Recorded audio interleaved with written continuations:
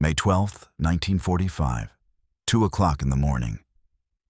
The air in the Burmese jungle hangs thick and wet, and in a shallow trench carved into the red earth, Rifleman Lashiman Gurung sits with his Lee Enfield rifle across his knees, listening to the darkness. He's 4 feet 11 inches tall, 25 years old, and 8,000 miles from the Nepalese village where he learned to walk. To his left and right, 2 other Gurkha soldiers crouch in the same mud. And somewhere out there in the blackness beyond the perimeter, 200 Japanese infantrymen are moving closer. But this is getting ahead of our story. To understand what happened in that trench, you need to understand the mathematics of night combat in the Burma campaign. And the mathematics are brutal. By May 1945, British and Indian forces had been fighting the Japanese in Burma for 3 years, and they had learned something terrifying about their enemy's preferred method of attack.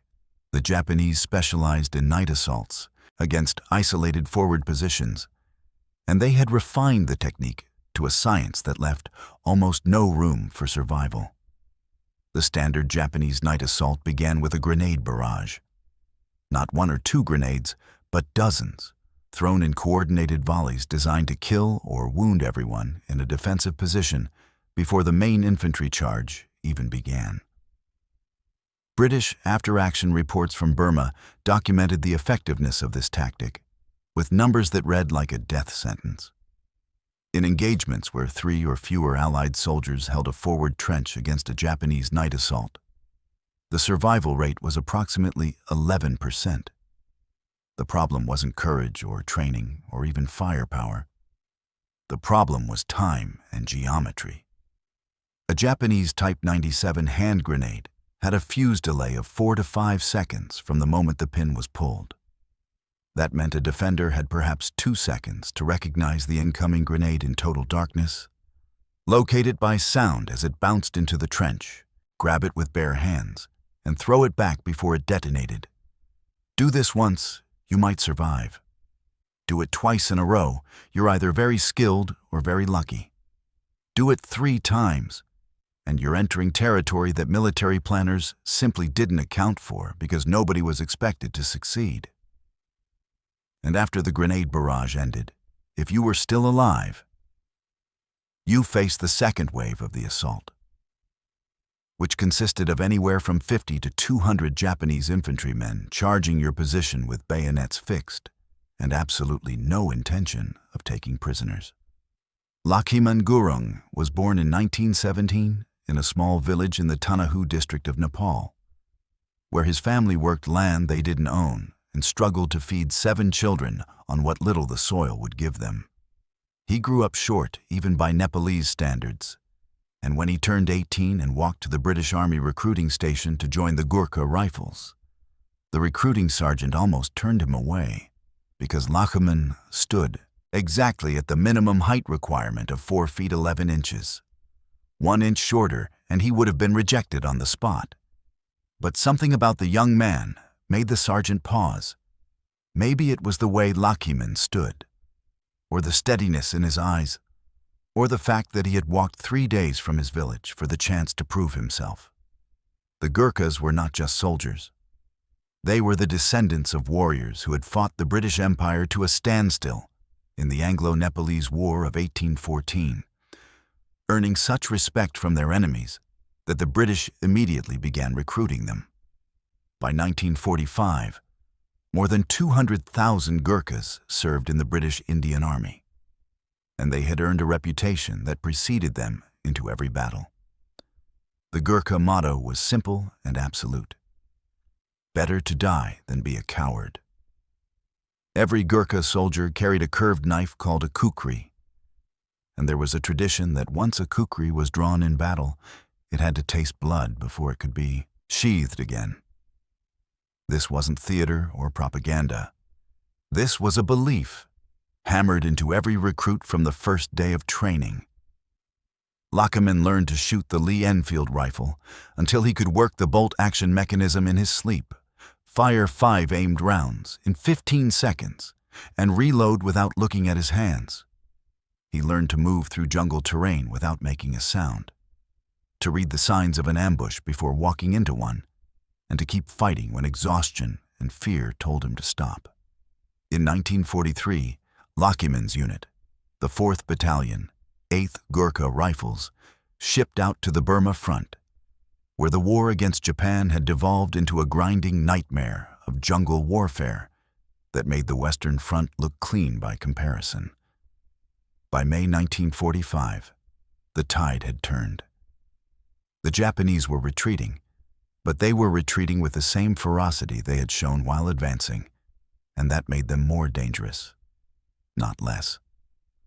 On the night of May 12th, Lakiman's platoon was holding a defensive line near the town of Taungdao in the Arakan region of Burma. The position wasn't strategic in the grand sense.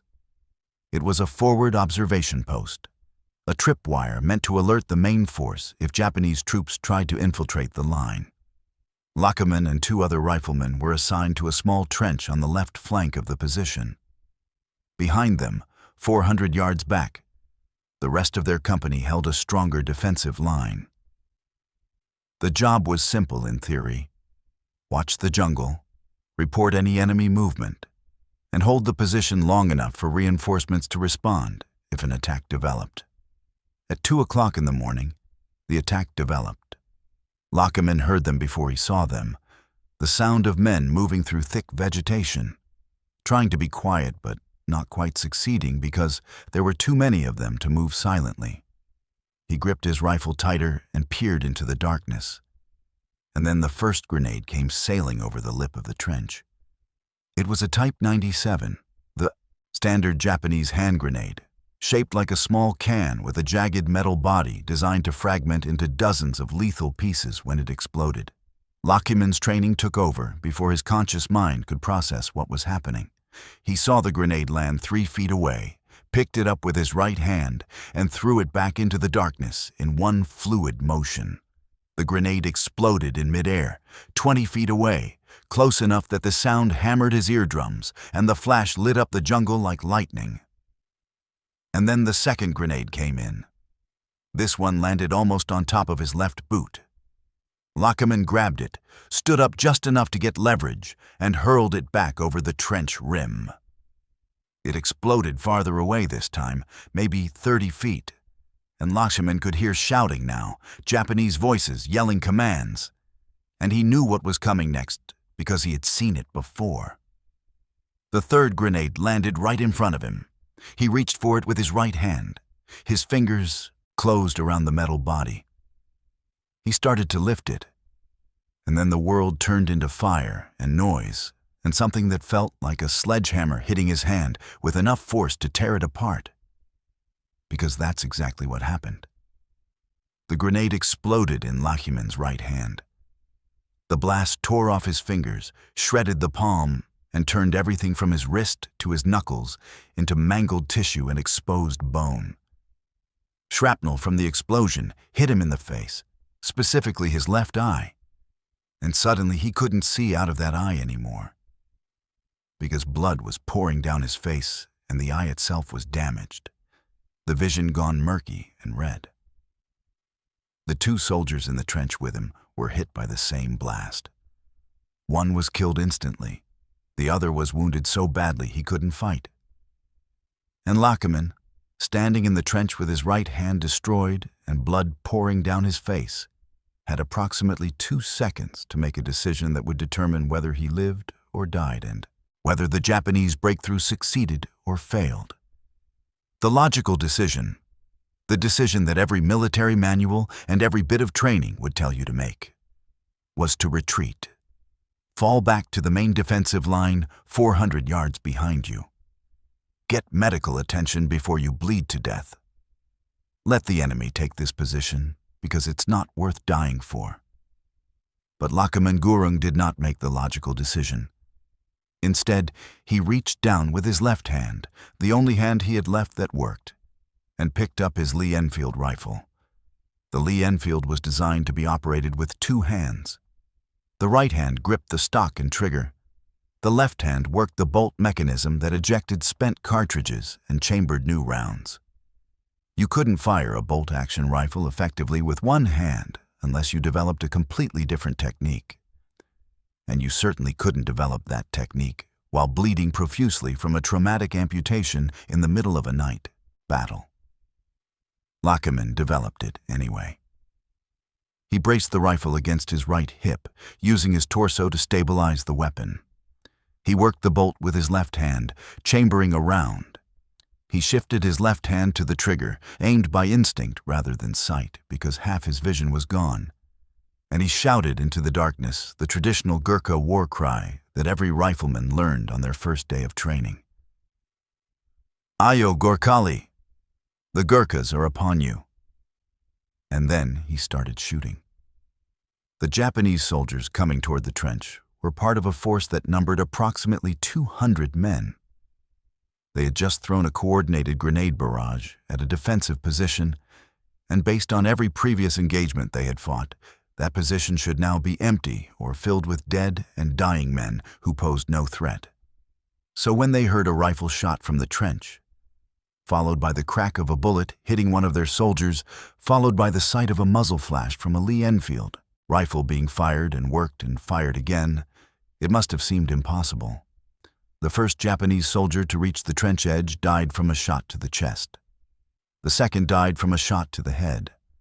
Lachman was firing at point-blank range now, less than 10 feet, and even with one hand and one eye, he couldn't miss at that distance. The Japanese kept coming because they had no choice. They had committed to the assault, and Japanese military doctrine in 1945 did not include retreat as an acceptable option. So they came to the trench in groups of 3 and 4, trying to overwhelm the single defender through sheer numbers, and Lachman killed them one at a time. He was operating the rifle entirely with his left hand now, bracing it against his hip between shots, working the bolt to eject the spent cartridge and chamber a new round, shifting his grip to the trigger, firing, working the bolt again, and repeating the process over and over while blood from his destroyed right hand soaked into the earth beneath his feet. The Lee Enfield held 10 rounds in its magazine. That meant Lachman had to reload the rifle repeatedly throughout the engagement, and reloading required him to remove the empty magazine, retrieve a full magazine from his ammunition pouch, insert it into the rifle, and chamber the first round, all with one hand, while Japanese soldiers were literally trying to climb into his trench. The battle lasted 4 hours. Dawn began to break around 5:30 in the morning. And in the growing light, the Japanese officer commanding the assault could finally see what he was up against. The trench was surrounded by bodies. Some were piled 3 deep. Others were scattered in a semicircle around the position where they had fallen while trying to advance. And in the trench itself, still standing, still holding his rifle, was a single Gurkha rifleman who stood 4 feet 11 inches tall and had been fighting for 4 hours with one hand and one eye. The Japanese officer made the tactical decision to withdraw. At 6 o'clock in the morning, British reinforcements arrived at Lachman's position, expecting to find it overrun or abandoned. Instead, they found Lachman sitting in a pool of his own blood, his Lee Enfield rifle resting across his knees, 5 rounds still in the magazine. Around his trench, they counted 31 dead Japanese soldiers. 31 men who had tried to take a position, defended by a wounded rifleman who should have been physically incapable of fighting. The medics rushed forward to stabilize Lachman before he bled out. His right hand was gone, destroyed beyond any hope of surgical reconstruction. His left eye was permanently damaged. He had lost enough blood that he should have been unconscious. But he was alert enough to tell the medics that his rifle needed cleaning before they took him to the field hospital. Lachman Gurung was transported to a surgical unit, where doctors amputated what remained of his right hand and did what they could to save his left eye. On October 19, 1945, 6 months after the battle, Lachman stood in the forecourt of the Red Fort in Delhi, while the Viceroy of India, Field Marshal Lord Wavell, pinned the Victoria Cross to his uniform. The Victoria Cross is the highest military decoration awarded for valor in the face of the enemy in the British Commonwealth. The citation, read aloud to the assembled troops, described how Rifleman Lakhiman Gurung of the 8th Gurkha Rifles had single-handedly defended his position against overwhelming odds despite catastrophic injury, killing 31 enemy soldiers and preventing a breakthrough that would have cost dozens of Allied lives. After the war, Lakshman returned to Nepal. He lived quietly for the next 65 years, working as a farmer and rarely speaking about what happened in that trench on May 12, 1945. He died on December 12, 2010, at the age of 92. The Gurkha Museum in Winchester, England, displays his Victoria Cross alongside a photograph of a small man with a gentle face, standing in uniform with his kukri knife at his side. Modern British Army instructors still reference Lakhiman Gurung's story during training exercises when teaching soldiers about courage under fire and the importance of holding your position even when logic tells you to retreat. And somewhere in the records of the Japanese 55th Division, there is a report filed by the officer who commanded that assault on May 12, 1945, describing an engagement where 200 men attacked a single trench and were forced to withdraw after suffering 31 casualties. The report does not mention that the trench was defended by one wounded rifleman who stood less than 5 feet tall and had only one working hand. Maybe the officer didn't believe it himself. Or maybe he understood that some things don't need explanation. They just need to be remembered.